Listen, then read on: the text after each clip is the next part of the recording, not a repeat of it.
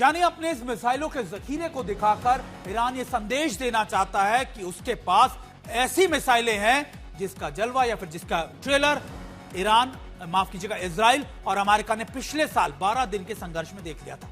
एक तरफ अमेरिका भी महाशक्ति है जिसके पास यूएसएस अब्राहम लिंकन जैसे जंगी बेड़े और रडार को चकमा देने वाले F-35 जैसे फाइटर प्लेन है। तेहरान को यह याद दिलाना चाहता है अमेरिका भी कि वॉशिंगटन में बैठे एक ऑपरेटर के एक बटन दबाते ही ईरान में ब्लैकआउट हो सकता है, वहां के बिजली, इंटरनेट और कमांड सिस्टम पूरी तरीके से विफल हो सकता है। हम आपको तस्वीरें दिखा रहे हैं कि आखिरकार किसके पास क्या मौजूद है। देखिए, ईरान की सबसे बड़ी दिक्कत यह है कि ईरान के पास एयर डिफेंस के मामले पर, एयर सुपरियरिटी के मामले में अमेरिका से तुलना कुछ भी नहीं है, लेकिन ईरान के पास बैलिस्टिक मिसाइलों का बहुत बड़ा जखीरा है जो यूएस के साथ साथ, अमेरिका के साथ साथ इजराइल के पास भी एक बड़ा कंसर्न है। इसके अलावा अमेरिका के पास क्या है? अमेरिका के पास F-35 जैसे फाइटर प्लेन है।